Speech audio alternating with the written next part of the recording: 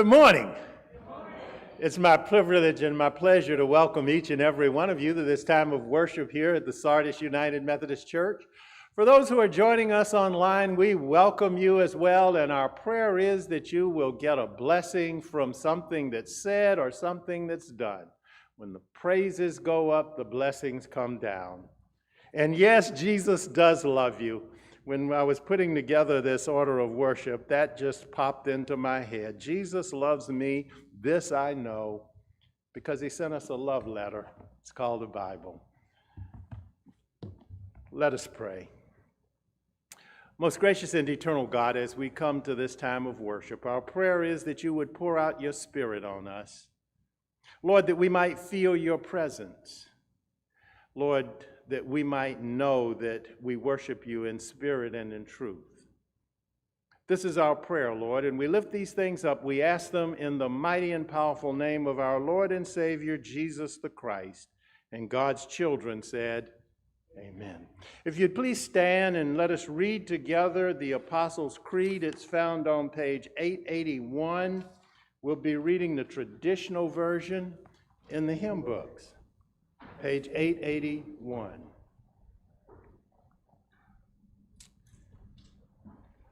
I believe in God the Father Almighty, maker of heaven and earth, and in Jesus Christ, his only Son, our Lord, who was conceived by the Holy Spirit, born of the Virgin Mary, suffered under Pontius Pilate, was crucified, dead, and buried.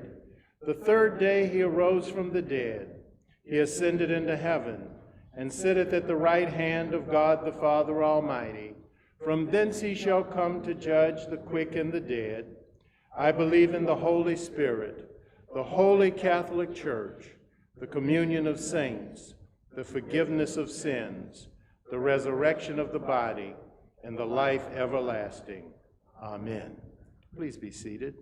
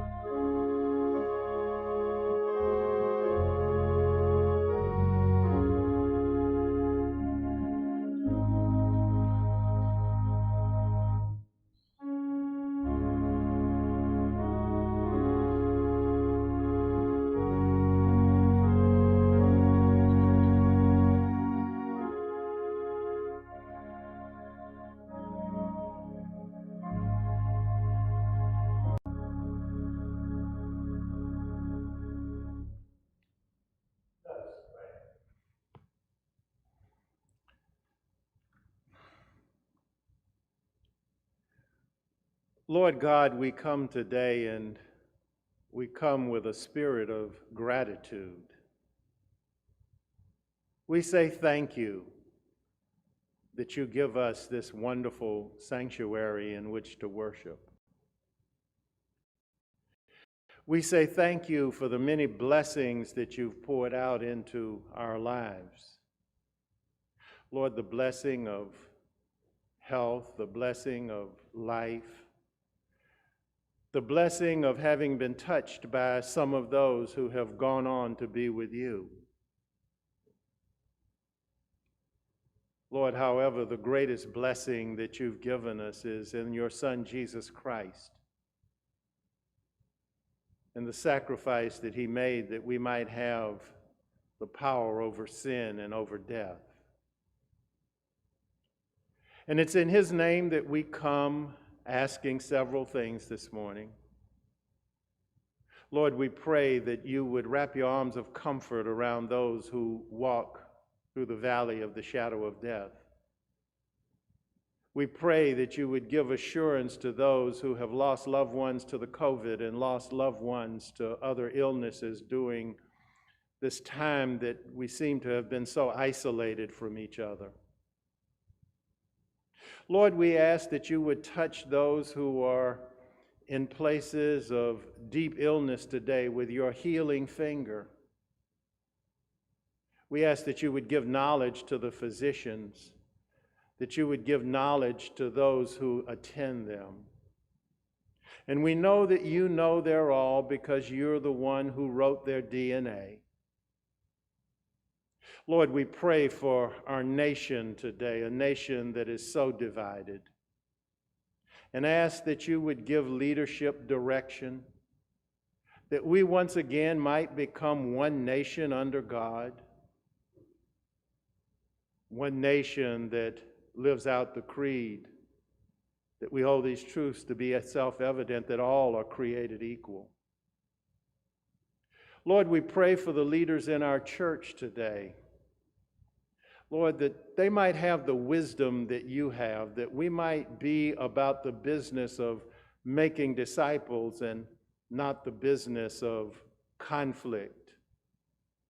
You've given us this message and ministry of reconciliation, and Lord, make us ever your ambassadors. Lord, we pray for these things and those things that we've not lifted up. You know our needs. And we ask that you would hear our prayer. We pray together now the words that Jesus offered. Our Father, who art in heaven, hallowed be thy name. Thy kingdom come, thy will be done, on earth as it is in heaven. Give us this day our daily bread, and forgive us our trespasses, as we forgive those who trespass against us. And lead us not into temptation, but deliver us from evil. For thine is the kingdom and the power and the glory forever. Amen.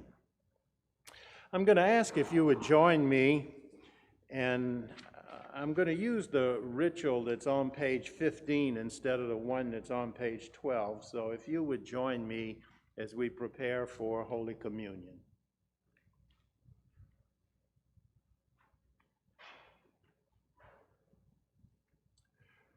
The Lord be with you. Lift up your hearts. Let us give thanks to the Lord our God. And so, with your people on earth and all the company of heaven, we praise your name and join their unending hymn.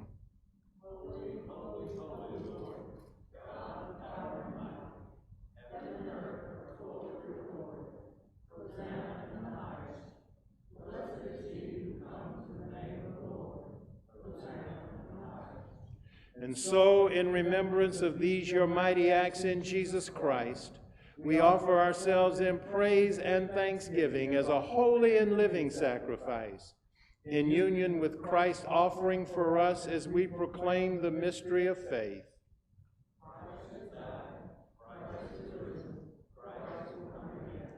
All honor and glory is yours, Almighty Father, now and forever. Let us pray.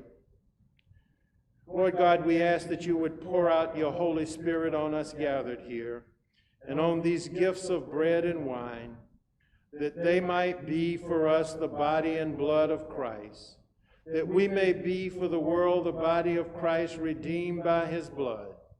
By your Spirit, make us one with Christ, one with each other, and one in ministry to all the world, until Christ comes in final victory and we feast at his heavenly banquet. Through your Son, Jesus Christ, with the Holy Spirit in your holy church, all honor and glory is yours, Almighty Father, now and forever. And God's children said, let us be reminded that on the night that Jesus was betrayed, he took the bread, and when he had given thanks, he said, eat this in remembrance that I died, and be thankful. Likewise, after supper, he took the cup, gave thanks over the cup, and said, "This is my blood shed for you and for many for the forgiveness of sins. Drink this in remembrance that I died, and be thankful." Let us pray. Lord, we thank you for this mystery in which you have given yourself to us.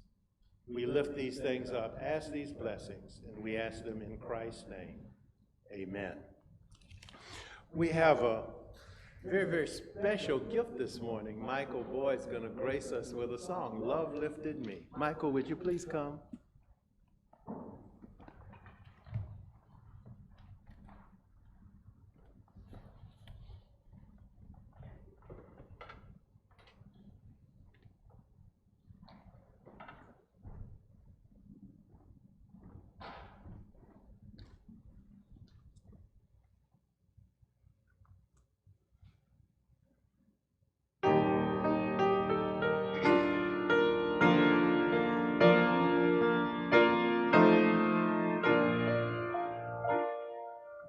I was sinking deep in sin, far from the peaceful shore, very deeply stained within, looking to rise no more. Then the master of the sea heard my despairing cry. From the waters lifted me, now safe am I. Love lifted me, love lifted me, when nothing else could help. Love lifted me. Love lifted me, love lifted me,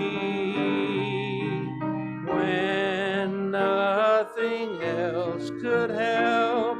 Love lifted me.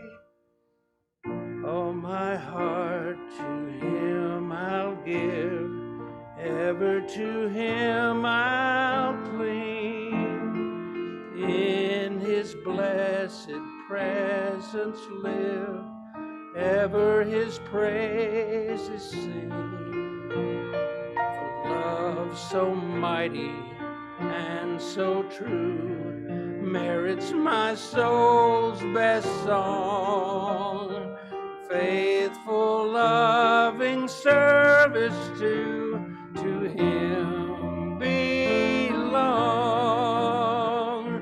Love lifted me, love lifted me, when nothing else could help. Love lifted me, love lifted me, love lifted me, when nothing else could help. Love lifted me, when nothing else could help. Love lifted me. God's children all said, amen.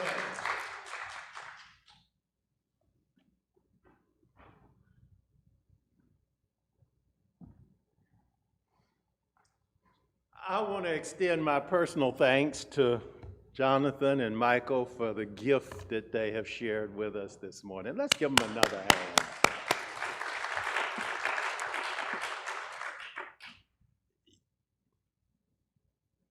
I want to share with you once again from the first general epistle of the Apostle John, And I've been doing a little series on that, and in case you hadn't figured it out, the subject of the series has something to do with love. And I'm going to read this morning from the 5th chapter. I'm going to read the first 6 verses, and then I'm going to read verse 13. So I want you to hear what the apostle writes. Everyone who believes that Jesus is the Christ has been born of God, and everyone who loves the parent loves the child. By this we know that we love the children of God when we love God and obey his commandments. For the love of God is this, that we obey his commandments, and his commandments are not burdensome. For whatever is born of God overcomes the world, and this is the victory that overcomes the world, our faith. Who is it that conquers the world? But the one who believes that Jesus is the Son of God.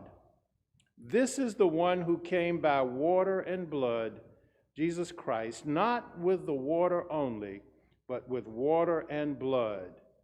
And the Spirit is the one that testifies, for the Spirit is the truth. And then verse 13. I write these things to you who believe in the name of the Son of God, so that you may know that you have eternal life. This is the word of God for the people of God. And we say thanks be to God. We come to the last chapter in this epistle of love, and John has a final word of assurance to share. This is the victory that overcomes the world, our faith. I write these things to you who believe in the name of the Son of God, so that you may know that you have eternal life. These are welcome words for those of us who live in an unsettled world. A recent poll by the Pew organization still identifies COVID as the issue causing most concern, and this is in spite of reduced infections and increasing vaccination. Unsettled. However, very close behind the concerns about COVID is a significant concern about poor leadership in government. Unsettled. Race relations, immigration, and the economy all have equal levels of concern and follow closely behind the first two. Closer to home, we are a part of a church that is wrestling with and unsettled over issues of race and human sexuality. Suffice it to say, we are an unsettled church in an unsettled world. Consider this, that the world is an obstacle in our Christian course because its cares, its business concerns, and its interests tend strongly and directly to choke the good seed of the gospel in our hearts, to fill up our minds so completely that they have no room for thoughts of eternity and salvation. Let me ask you a question. How many times have you gotten to that place where you are entering into a time of prayer and somehow or another this worldly anxiety, this worldly concern, or something about a trouble that's occurring comes between you and God? Only the faith that overcomes the world can save you from this. As Christians, God's word tells us that we can have peace in spite of all that is unsettled around us.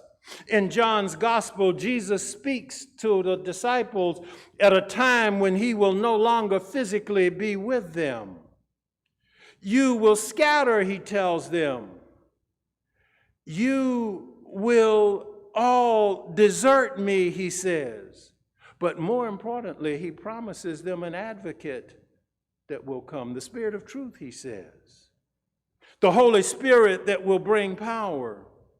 It's into this unsettled time in the lives of the apostles that Jesus speaks a word of assurance. Hear what Jesus says. I have told you these things that you may have peace. In this world you will have trouble, he says, but I have overcome the world. Let me remind you that in this letter that John wrote, it tells us that you are the Holy of Holies, that you are a place where your bodies are temples of the Holy Spirit.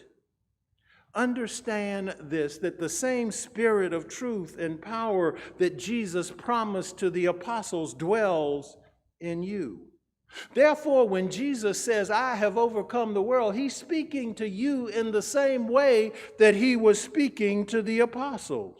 Trouble in the world? We know about trouble in the world. But Jesus has overcome the world. And I want you to reflect this morning on Jesus as the overcomer, but I also want you to follow along with me. Hear what John writes. Everyone who believes that Jesus is the Christ is born of God. And I want you to remember the affirmation that we shared earlier this morning. I believe in Jesus Christ, we said. Believe in Christ, and what follows is the answer to unsettledness, is the answer to uncertainty. What follows is the answer to having peace in an unsettled world. Everyone who is born of God overcomes the world. This is the victory that has overcome the world, even our faith. 2 times John reinforces that you are overcomers. And when he continues, he raises the same question: who is it that overcomes the world? Only the one who believes that Jesus is the Son of God. My brothers and sisters, that's you. You are overcomers. I want to go a little bit deeper, however. You see, you have a part in this victory that overcomes the world. Your faith. Faith of which the apostle speaks is not shallow faith. John Wesley helps us to understand what true faith is. Here's what he wrote. Saving faith is a sure trust and confidence which a man has in God, that by the merits of Christ his sins are forgiven and he is reconciled to the favor of God. We celebrated those merits as we read the communion ritual. Christ has died, Christ is risen, Christ will come again.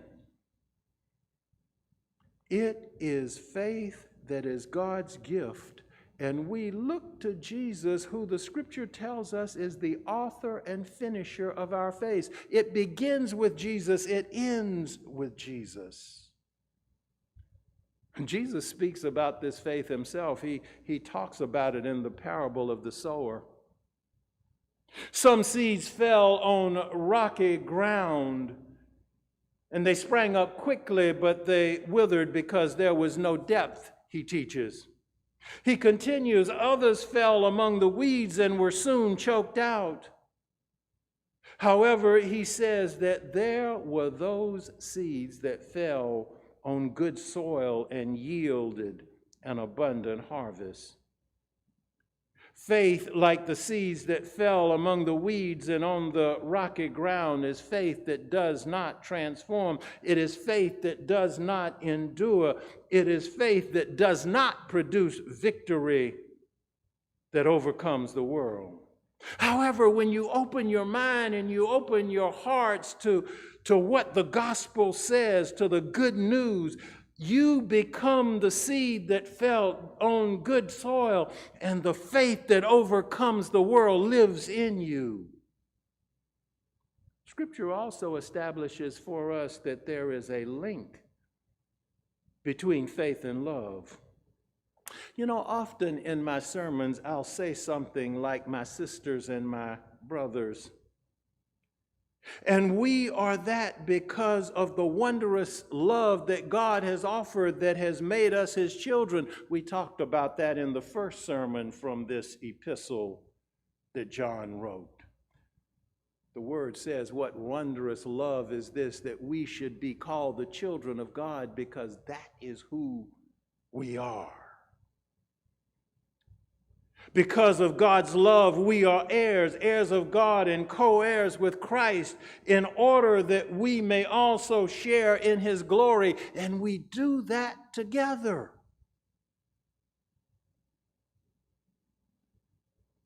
As God's children, we love each other because we love God and we love those who God loves. John's letter says it so very well. This is how we know that we love the children of God, by loving God and carrying out his commands. And Jesus reminds us that there are two foundational commands. The first one says, love the Lord your God with all your mind and all your heart and all your soul. And the second one is likened unto it, love your neighbor as yourself. And he continues and he says, all of the prophets and all of the law hang on these two. What John is telling us is that these two commandments are totally dependent upon each other. If you love God, you have to love each other. You know, in the garden, there was only one command that was given. Do not, Jesus said, do not, God said, do not eat of the tree of the knowledge of good and evil. And we only have one commandment today. Remember, and it's a commandment that we should love God and love each other, walk in the way of love. We are to become imitators of God, copy him and follow his example. As well-beloved children, we imitate the Father, we imitate the Son, and walk continually in love. Love that values one another, love that practices empathy and compassion, unselfishly seeking the best for others. Just as Christ also loved you and gave himself up for you as an offering and a sacrifice to God, so are we to love each other. I'm not sure that we realize how much power there is in love, how much power there is in faith based in love. C.S. Lewis, one of my favorite writers, offers this definition for love. Love is that which forgives most and condones the least. The power to forgive and the power to speak the truth in love. Power that comes from God. Power that comes because you, dear friends, carefully build yourselves up in this most holy faith by praying in the Holy Spirit, staying in the center of God's love, keeping your arms open and outstretched, ready to receive the mercy of our Master, Jesus Christ. This is the unending life, the real life. You see, the love of God is the foundation of our faith. As John Wesley said, it is a saving faith. And here's John's final word to us. These things I have written to you who believe in the name of the Son of God, so that you may have eternal life. I'm reminded of a story. The story of a mother who wrote letters to her two sons, letters for birthdays, letters for graduations, letters for anything that was significant in their lives.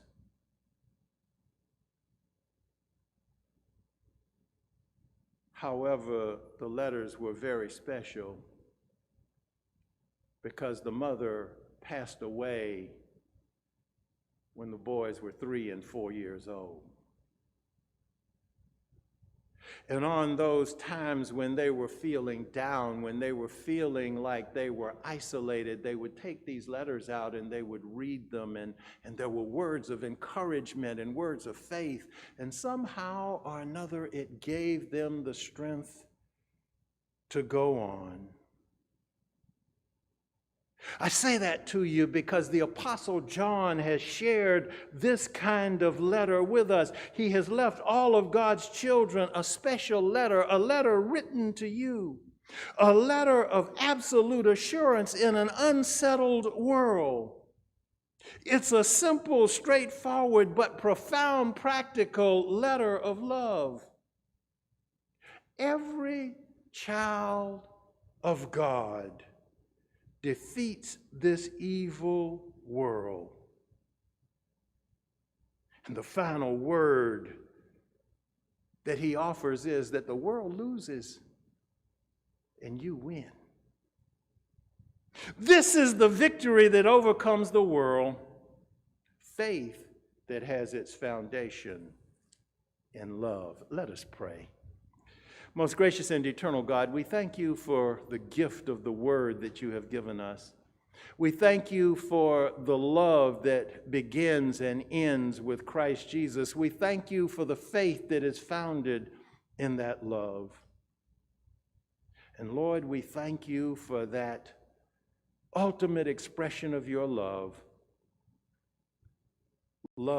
that was whipped on Good Friday, love that was hung on the cross on Good Friday, love that bled on Good Friday. But it was also love that got up on Easter Sunday morning. And Lord, that's the love that you have poured out into our spirits. We pray these things in Christ's name. Amen. Won't you stand? The hymn's number 292, and we're going to sing it together. What wondrous love is this?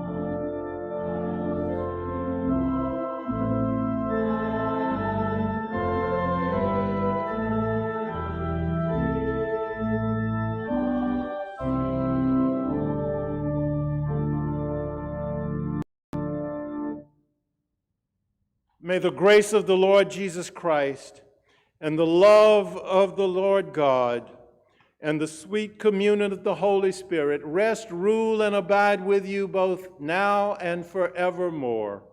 Amen. Please be seated.